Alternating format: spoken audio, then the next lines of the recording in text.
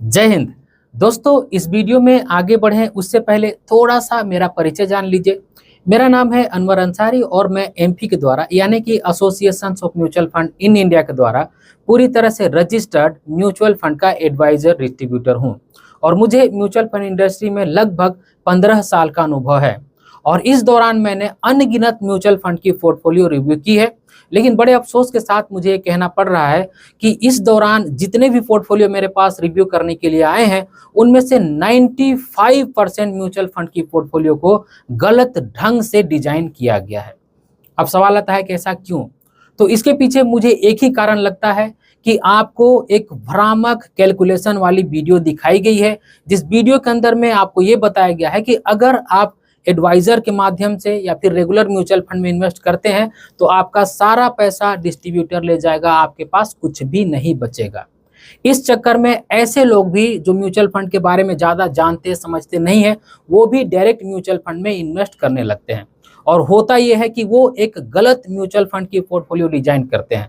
और अगर आप एक गलत म्यूचुअल फंड की पोर्टफोलियो डिजाइन करते हैं तो यहाँ पे दो चीजें हो सकती है। एक तो ये कि आपको नुकसान हो सकता है, और दूसरा आपको जितना रिटर्न आपके इन्वेस्टमेंट पे मिलना चाहिए था शायद उतना रिटर्न आपको ना मिले। तो ये कौन डिसाइड करेगा कि आपको कैसे और कौन से म्यूचुअल फंड में इन्वेस्ट करना चाहिए?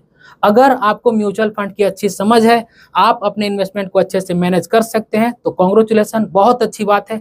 लेकिन अगर आपको म्यूचुअल फंड की समझ नहीं है तो आप मुझसे कांटेक्ट कर सकते हैं। मैं आपको म्यूचुअल फंड इंडस्ट्री की पूरी सर्विस देने की कोशिश करूंगा। तो अब आते हैं आज की हमारी वीडियो के टॉपिक के ऊपर। आज की वीडियो में हम एक बारी फिर से बहुत ही शानदार एनएफओ के बारे में बातें करने वाले हैं।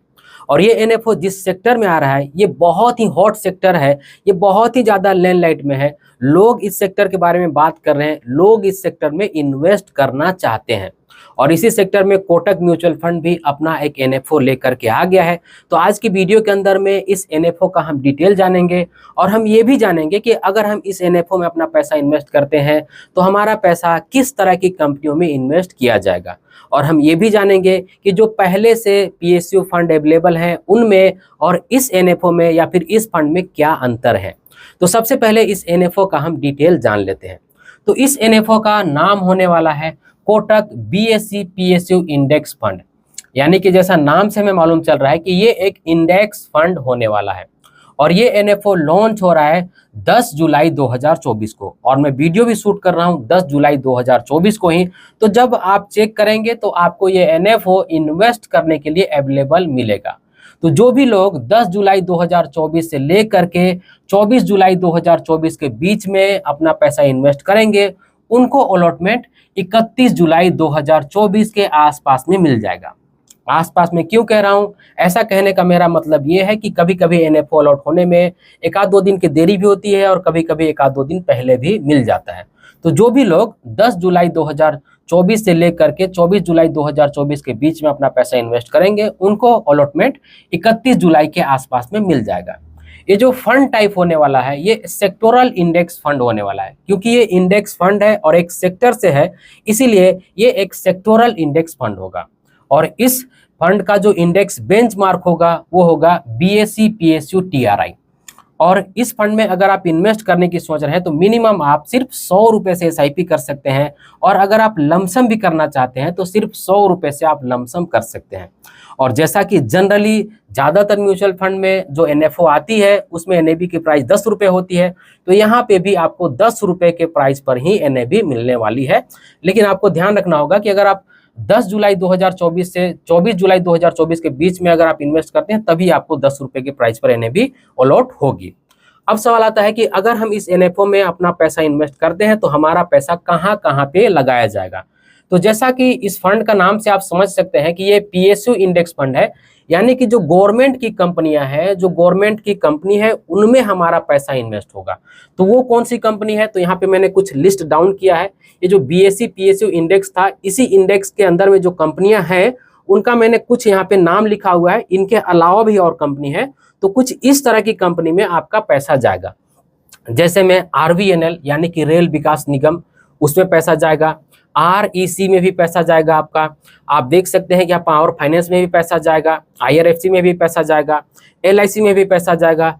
इरकॉन इंटरनेशनल में भी पैसा जाएगा, पावर ग्रिड में, एसबीआई में, एचएएल में यानी कि हिंदुस्तान एरोनॉटिक्स लिमिटेड में जाएगा, एनटीपीसी में जाएगा और इंडियन बैंक में भी पैसा जाएगा, कोल इंडिया में जाएगा, भारत इलेक्ट्रॉनिक्स में पैसा जाएगा, भारत डायनेमिक्स में पैसा जाएगा, मझगांव डॉक में पैसा जाएगा, एनएमडीसी में पैसा जाएगा, जनरल इंश्योरेंस में पैसा जाएगा, सेल में जाएगा और इस तरह का और कंपनी देख सकते हैं जैसे कोचिंग शिपयार्ड। इस तरह की जो पीएसयू कंपनियां हैं, जो गवर्नमेंट ओन कंपनियां हैं, उनमें पैसा जाएगा। आप सभी जान रहे हैं कि अभी जो गवर्नमेंट है वो बहुत सारी योजनाएं ला रही है जिससे पीएसयू कंपनी को बहुत ज़्यादा फायदा हो सकता है, संभावना ऐसी है। इसी वजह से हमें पिछले कुछ समय में भी देखने को मिल रहा है कि पीएसयू कंपनी और पीएसयू सेक्टर में हमें खूब यहाँ पे तेजी देखने को मिल रही है। अब सवाल ये आता है कि पहले से जो कुछ फंड अवेलेबल हैं हमारे पास जो पीएसयू सेक्टर के हैं, उनमें और इसमें क्या अंतर है। भाई अंतर भी जानना जरूरी है क्योंकि पीएसयू जो फंड है वो तो पहले से भी हमारे पास अवेलेबल है, तो भाई ये जो कोटक ला रहा है और पहले से जो अवेलेबल है कुछ कुछ फंड, उनमें क्या अंतर है। तो देखिए, जैसा कि इसका नाम है Kotak BSE PSU index fund, तो ये एक इंडेक्स फंड होने वाला है। यानी कि जिस भी सीक्वेंस में इस इंडेक्स में जो भी स्टॉक्स हैं, जिस भी वेटेज में स्टॉक्स हैं, उसी वेटेज में आपका पैसा इन्वेस्ट होगा। यहाँ पे फंड मैनेजर के लिए करने के लिए ज़्यादा कुछ नहीं है क्योंकि इस इंडेक्स को कॉपी करके एज इट इज एक फंड बनाया जाएगा जिसका नाम है Kotak BSE PSU index fund.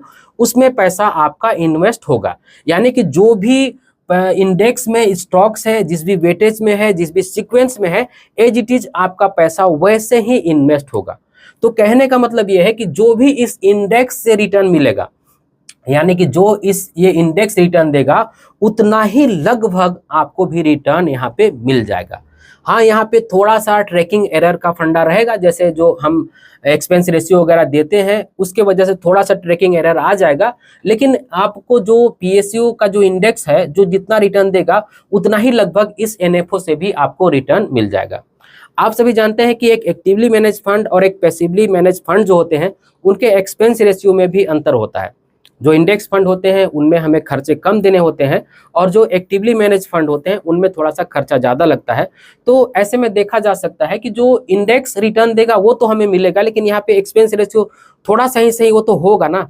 उसके वजह से जो भी थोड़ा सा माइनर ट्रैकिंग एरर आए उसी का अंतर पड़ सकता है, वरना जो भी एक पीएसयू इंडेक्स हमें रिटर्न देगा वही जो रिटर्न है हमें पास ऑन किया जाएगा। तो इस फंड में और जो पहले से अवेलेबल कुछ फंड हैं जो पीएसयू फंड है, उनमें यही अंतर है कि ये इंडेक्स फंड होने वाला है और वो एक्टिवली मैनेज फंड है। बस अंतर इतना ही सा है। तो अब आप यहाँ पे सवाल ये आता है कि भाई हमें इस तरह के फंड में इन्वेस्ट करना चाहिए या फिर नहीं करना चाहिए। तो देखिए, मैं यहाँ पे ये कहना चाहता हूँ कि अगर आपको इस बात का यकीन है कि गवर्नमेंट जो इनिशिएटिव ला रही है उससे जो सरकारी कंपनियां हैं उनको फायदा होगा, आगे चल करके इसमें ग्रोथ आ सकती है, तो बिल्कुल आप इस तरह के फंड में इन्वेस्ट कर सकते हैं।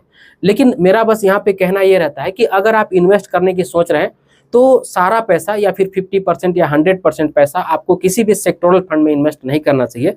आपको अपना जो इन्वेस्टमेंट का कॉर्पस है उसका 10% या फिर अगर आपको बहुत ज़्यादा अच्छा लग रहा है तो 20% के आसपास में इन्वेस्ट कीजिए। एक सेक्टोरल फंड के लिए इतना जो एक्सपोजर है वो काफ़ी होता है। हमें 50% या 100% एक ही फंड में और सेक्टोरल थीमेटिक फंड में पैसा नहीं लगाना चाहिए, या फिर सेक्टोरल इंडेक्स फंड में पैसा नहीं लगाना चाहिए। क्योंकि होता यहाँ पे ये है कि आपका जो भी पैसा जाएगा वो एक ही सेक्टर में जाएगा, तो आपका जो पैसा है वो एक ही सेक्टर में लगेगा। तो ऐसे में आपको डाइवर्सिफिकेशन का यहाँ पे बेनिफिट नहीं मिल पाता है। इसलिए हमारा जो भी कॉर्पस है, अगर हमें अच्छा लगता है, हमें समझ में आता है कि इस फंड में आगे आने वाले समय में अच्छा खासा ग्रोथ हो सकता है, तो 10% या फिर 20% के आसपास में हम पैसा यहाँ पे इन्वेस्ट करके इस ग्रोथ अपॉर्चुनिटी का फायदा उठा सकते हैं। तो ये वो डिटेल थी Kotak BSE PSU index fund की। आई होप कि आज के वीडियो में जो भी मैंने आप सभी को बताया है वो आपको अच्छा लगा होगा। और अगर आपको इन्वेस्ट करना होगा तो एक बारी मैं आप सभी को फिर से कह दूं कि अपना रिसर्च आप जरूर कर लीजिएगा, और अगर आपको अच्छा लगता है तो इस फंड में बिल्कुल आप इन्वेस्ट कर सकते हैं। तो इस वीडियो में बस इतना ही। उम्मीद करता हूं आज की वीडियो आप सभी को अच्छी लगी होगी। अगर आज की वीडियो आप सभी को अच्छी लगी है तो इस वीडियो को एक लाइक जरूर कर दीजिएगा, और इसी तरह की वीडियो देखने के लिए चैनल को सब्सक्राइब कर लीजिएगा, और इस वीडियो को अपने फ्रेंड और फैमिली के बीच जरूर से शेयर कीजिएगा ताकि वो भी अवेयर हो पाए।